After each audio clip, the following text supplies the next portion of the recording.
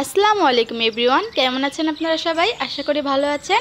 আজকে আমি তৈরি করব রোদে শুকানোর ঝামেলা ছাড়া টক ঝাল মিষ্টি আমের আচার। তো চলুন ভিডিওটা শুরু করা যাক। প্রথমে আমি আমগুলো আটিসহ ছিলকাসহ কেটে নিয়েছি। এখন এখানে মরিচ গুঁড়ো, হলুদ গুঁড়ো, লবণ আর সাথে ঘরে বানানো স্পেশাল মশলা আর এখানে সর্ষে বাটা দিয়েছি। আমি দুই ধরনের সরিষাই ব্যবহার করেছি, সাদা কালো দুটোই। এবার সব কিছু একসাথে মেখে নেব।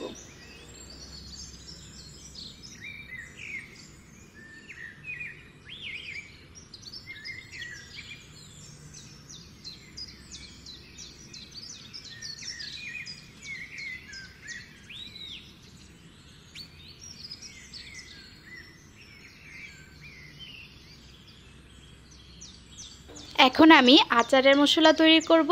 তার জন্য আমি 5 ফোড়ন নিয়েছি 1 কাপ, সাথে কতগুলো শুকনো মরিচ নিয়েছি। এগুলো চুলায় কিছুক্ষণ টেলে নেব, তাহলে আমাদের ব্লেন্ড করতে সুবিধা হবে।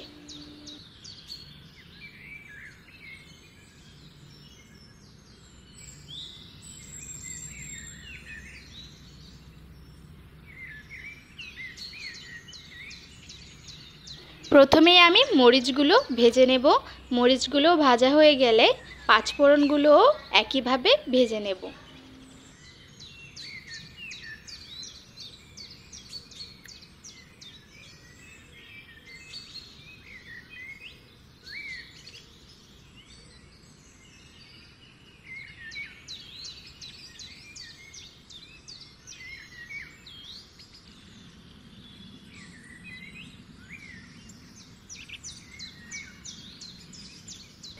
ভাজা হয়ে গেলে সব কিছু একসাথে ব্লেন্ড করে নেব।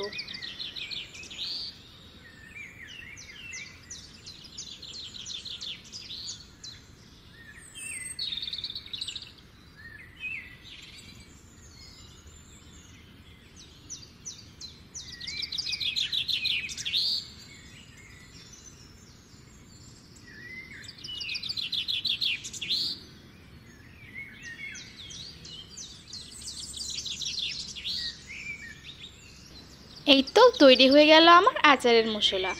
এই মশলা আপনি যে কোনো আচারেই ব্যবহার করতে পারবেন। চুলায় কড়াই বসিয়ে 3টার মতো তেজপাতা ছিঁড়ে দিয়েছি আর পরিমাণ মতন সরিষার তেল দিয়ে দিলাম। এখন গোটা গরম মশলা দিয়ে দিলাম, সাথেই 8-10টার মতো শুকনো মরিচ একসাথে ভেজে নেব।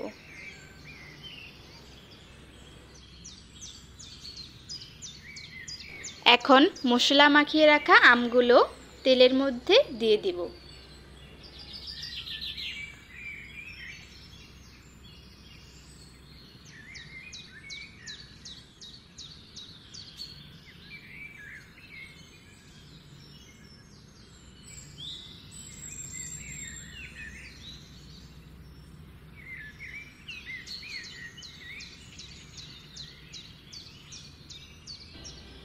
এখন 1 কাপের মতো চিনি দিয়ে দিলাম। চিনি দিয়ে সব কিছু একসাথে ভেজে নেব।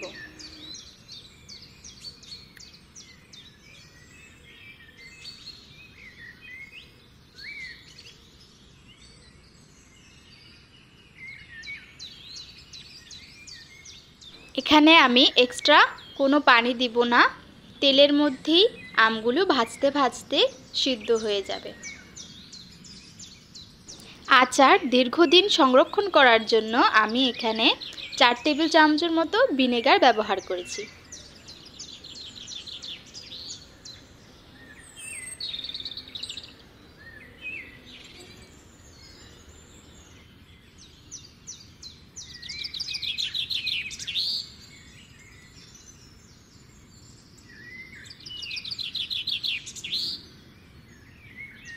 এখন 15-20টার মতো আস্ত রসুনের কোয়া দিয়ে দিলাম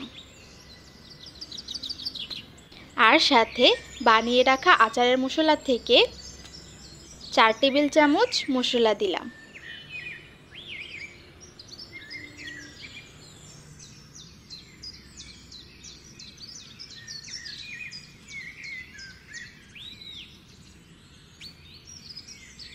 আমার আচারটা প্রায় হয়ে এসেছে, এবার চুলাটা অফ করে দেব।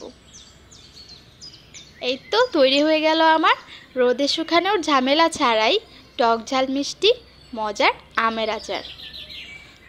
গরম গরম খিচুড়ি আর ভাতের সাথে কিন্তু এই আচারটা দারুণ লাগে। আপনারা বাসায় অবশ্যই ট্রাই করে দেখবেন। আশা করি ভিডিওটা ভালো লেগেছে। ভালো লেগে থাকলে অবশ্যই একটা লাইক, কমেন্ট, সাবস্ক্রাইব করে আমার পাশেই থাকবেন। আল্লাহ হাফেজ সবাইকে। দেখা হবে নেক্সট ভিডিওতে।